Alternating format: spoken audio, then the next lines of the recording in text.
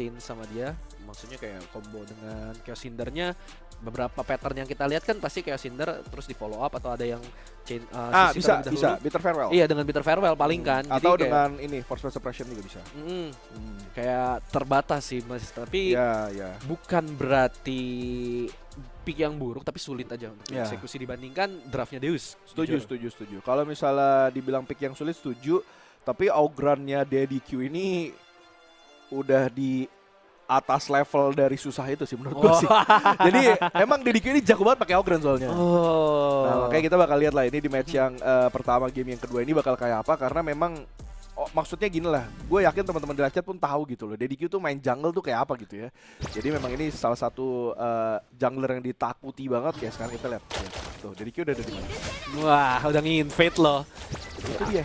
Ya langsung coba invade dari Bigetron Sigma karena mereka ingin 2-0 ini. Apakah Deus Card bisa mendeny 1 poin dari Bigetron Sigma? Bahkan kalian lihat Crimson Golemnya Deus Card langsung dicuri semudah itu saja sama Daddy Q. Baru ketahuan. Ya, dan sekarang bahkan bisa dapetin taskbar, udah ada Bitter Farewell juga masuk ke arah Matario.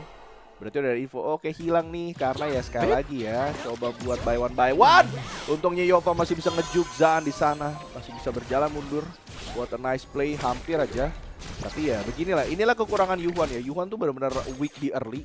Kalau misalnya teman-temannya nggak bisa jagain kayak tadi nih, kayak Matario jagainnya malah di side yang sama kayak Kribox, dia bakal agak susah karena ya itu di fade, jadinya Crimsonnya hilang dan sekarang jadinya udah mulai kalah pressure map.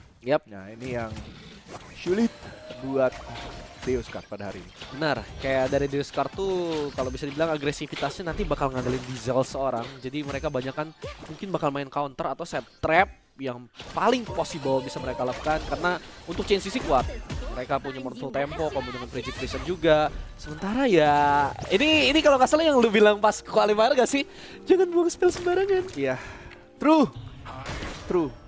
Jadi ya memang kebagusan dan keburukannya masih ada juga karena ya tim yang gue latih, gue tonton tiap hari, streamnya gue rekam semuanya ada di PC gue. Jadi gue juga tahu gitu ya kelebihan dan keburukannya, cara apa yang mereka baik, apa yang mereka kurang gitu ya. Ya inilah, dan sekarang kayaknya Crimson Golemnya bakal di timing karena kita lihat DQ udah mulai mengarah ke arah Crimson Golem lagi daripada Deus Card.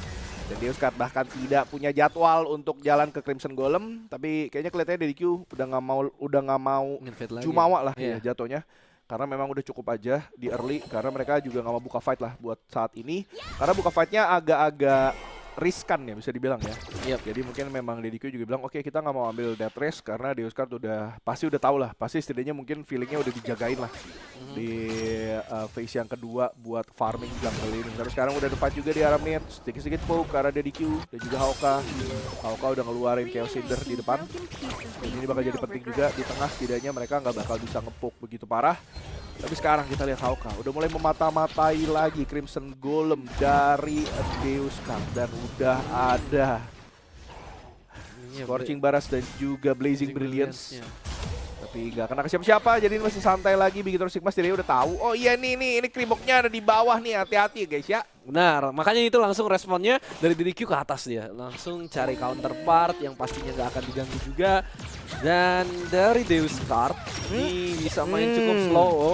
Ultimate Shell sakit banget dari Zan, terpaksa harus kabur lagi dari Yova. Ingat, tentunya Arlie bermain frenzy, nggak punya fasilitas untuk memakai flash karena ya dia masih punya payungnya sih, tapi kalau dia nggak kalkulasi damage dengan benar, ini bisa di-burn sebelum dia bisa di-positioning.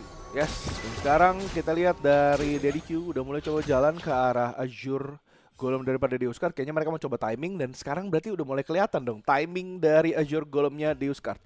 Tapi kita lihat Bigetron Sigma udah menunggu juga karena masih ada Tyrant yang sudah terbuka. Dan Kribox dan Anarha amat Haryova coba menunggu lagi. Dari BTR pun sepertinya sudah mencium bau-bau kalau misalnya player-player Deus Card udah coba mulai mengganggu. Dan sekarang siapa yang bisa dapetin? Ternyata Kribox masih bisa dapetin. Masih ada set sail Diesel coba buat ganggu ke arah player itu. Tapi Kribox gak bisa kemana-mana dan harus tumbang di depan karena sudah langsung dikeroyokin aja sama player-player daripada Bigetron Sigma. Iya, gue ngeliatnya tim fight tadi agak ragu ya dari Deuscard, kayak mereka mau coba untuk push, mereka mau coba untuk mundur karena di area mid sekarang Conductor of Souls atau Registration hanya untuk delay dan towernya berhasil dihancurkan. Jadi Deuscard satu buah trade dilakukan, tower di bawahnya emang berhasil dijebolin juga karena mereka berdua. Tapi yang kalau di seluruh game MOBA ya yang gue sorot tower di area mid, apalagi sekarang dari Anaranya keculik, ini value-nya jauh lebih besar untuk Bigetron Sigma. Yes, udah 2-0 ke arah Bigetron Sigma. Bigetron Sigma sekarang udah mulai bisa dapetin Azure Golem dengan mudah. Jadi tadi itu pun adalah salah satu map sense yang sangat luar biasa daripada DDQ. Dia setidaknya tahu kalau misalnya Azure Golemnya mungkin nggak ada pun, setidaknya mereka masih ada reset timer.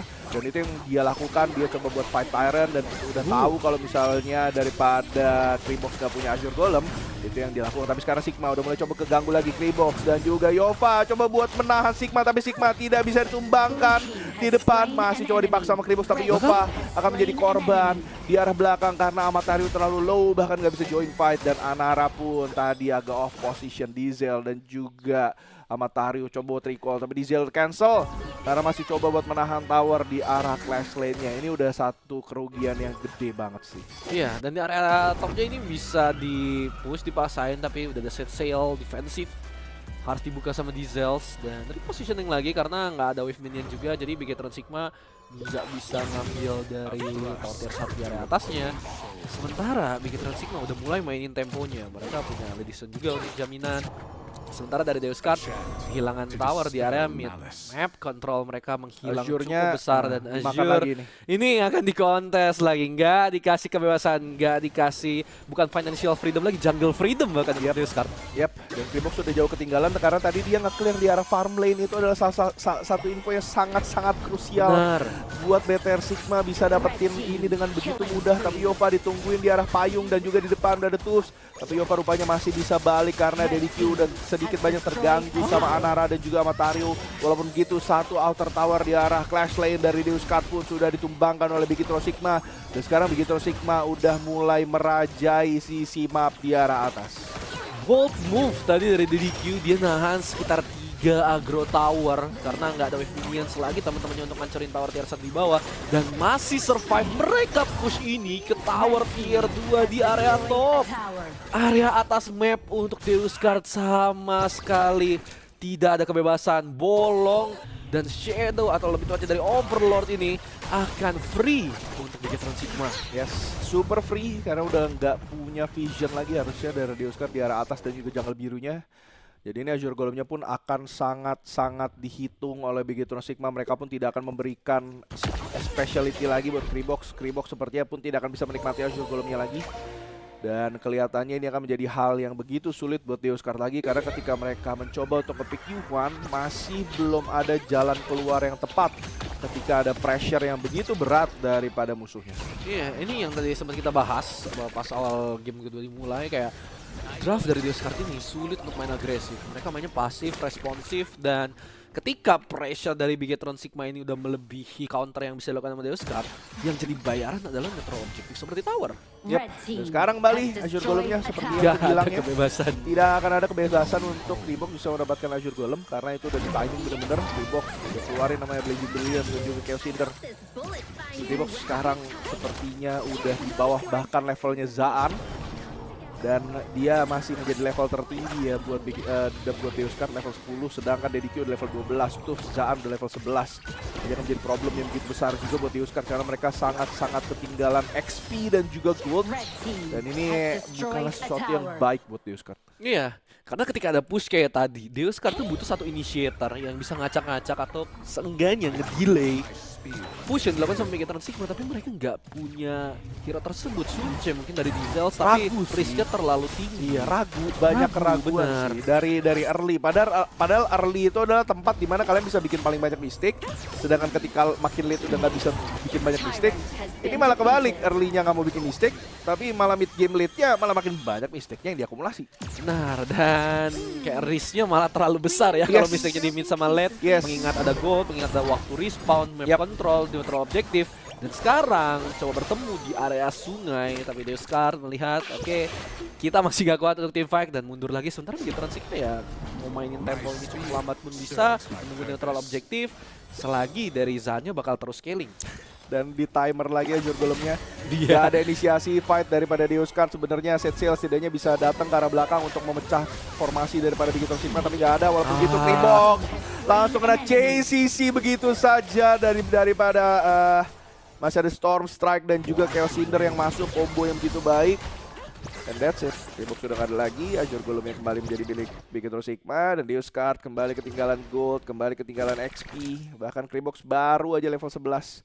Kita lihat Zaan dan DDQ udah level 13. Iya, tadi itu satu Hail Mary ya sebenarnya, kayak oke, Azure Golemnya kali ini mau coba untuk dikontes, tapi nggak ada informasi, nggak ada utilities yang tepat untuk di start.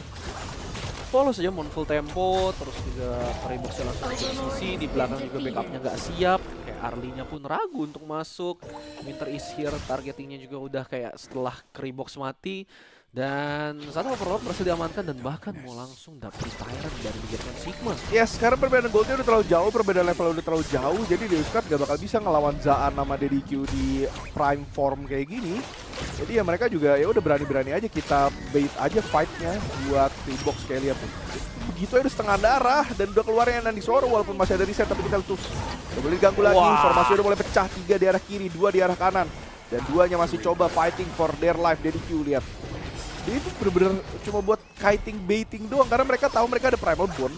Tapi dari Deuscard pun nggak berani buat fight di tengah-tengah pit atau bahkan di depan pit karena sekarang positioning daripada Bigitor Sigma udah begitu bagus. Mereka bisa benar-benar make use of this terrain. Bahkan ketika mereka punya Primal Bond karena mereka punya wave yang lagi pushing ke arah high ground towers daripada Deuscard. Ya, dan udah bosan sama Azure Golem, Bigitor Sigma ambil Crimson Golemnya selagi nge-push di area wave bawah. Dan sulit banget untuk respon dari Deuscard karena trap yang tadi dipasang sama Bigitor Sigma, positioning dari Tools juga yang mendinai kayak bisa permainan agresif. Tentunya masih punya Winter is here, wave clear masih cukup kuat dari Deuscard sehingga mendinai push ini. Tapi yang nggak akan selamat tentunya adalah tower di area mid yang menjadi liner tower terakhir. Sementara dari inhibitor akan di-delay habis-habisan sama Deuscard. Yes, coba aja buat di-delay, walaupun begitu tetap bisa dapetin satu inner tower di arah mid lane daripada Bigitor Sigma. Naga-naganya masih nge-push ke arah wave yang bertabrakan, tapi semuanya terjadi di bagian mapnya Deuscard. Dan ini bukanlah hal yang mudah, ini bukanlah hal yang indah buat bisa didapatkan oleh Deuscard karena sekarang mereka punya Vision Sprite di dua sisi map jungle yang berbeda, tapi itu pun tidak dapat membantu mereka banyak karena ketertinggalan gold dan XP yang begitu jauh. Dan sekarang bakal ketinggalan item. Kita lihat 6,1k buat Yuhuan, tapi buat Zaan udah 9k. Wah. Dan juga dari Biron udah 89k, bahkan dari Augranya udah mau sampai 8k. Ini udah beda gold yang terlalu jauh buat per lane ya. Jadi bakal sulit banget dilakukan dari Deuscard. Apakah sekarang Arli mencoba buat bisa make play? Menurut gua enggak, karena cuma satu forfeit suppression. Tiba-tiba udah setengah darah. Setengah darah, kabur. Dan tadi pas Delta lagi mentioning item, bahkan di bawah tower pun itu di-press sampai Deuscardnya yang malah harus mundur loh. Itu di bawah tower sendiri hanya bermodalkan kayak Destiny Encounter dibuka, Blazing Brilliance dibuka, dengan poking dari Zan yang tentunya udah punya item yang cukup, bahkan lebih atas Deuscard. Dan Deuscard pilihannya adalah apakah mereka mencoba Hail Mary sekali lagi, coba untuk bermain agresif, cari di area jungle, atau ya mereka mau counter aja di area base mereka. Hari ini nggak ada game plan-nya yang gue lihat ya dari early ya, daripada Deuscard. Kayak misalnya Krimbok sudah mulai biru di awal gitu kan. Berarti kan sirinya udah ketahuan nih, oh ya udah ini nggak ada nih Augranya. Berarti kan mereka harus fast respon untuk kayak cek Crimson Golemnya gitu. Benar. Karena kan Augranya udah nggak ada nih di Azure, udah nggak kelihatan nih di mana-mana. Berarti satu-satunya jalan ya udah ke arah bawah, antara mereka mulai di Azure juga dari Bigitor Sigma atau cek ke arah Crimson Golemnya kita. Tapi dari situ pun udah nggak ada, dan itu buat gue udah jadi akumulasi yang cukup krusial. Kayak sekarang kita lihat 4 player daripada BTX Sigma udah mulai masuk, dan sekarang Matahari udah mulai tumbang, dan bahkan dilanjutin sama Kribox, Anara, Diziel, Yova sepertinya nggak bisa kemana-mana karena Yova sekarang udah mulai kehilangan skill. Dan itu dia, bahkan double kill daripada BTR Zan ini udah menjadi war yang begitu besar, walaupun masih 1-8 8, tapi ini udah menjadi pressure yang begitu berat buat Deuscard. BTR Sigma udah masuk dengan begitu saja untuk ke arah kristal daripada Deuscard. Masih ada satu balista yang masuk, tapi udah nggak ada, bisa diselamatkan oleh Deuscard. Apakah BTR Sigma akan mundur? Sepertinya enggak, walaupun nggak punya creep, tapi masih ada backdoor ke arah satu high ground di arah farm lane. Dan sekarang udah ada perjalanan satu wave dari BTR Sigma masuk ke arah kristal di arah mid lane daripada Deuscard. Dan sekarang cuma ada di Zels yang ngeluarin Essential yang nabrak dan udah gak bisa kemana-mana. Avatar coba mundur, coba maju, kayaknya udah gak bisa lagi karena itu dia 2-0 buat Bigetron Sigma.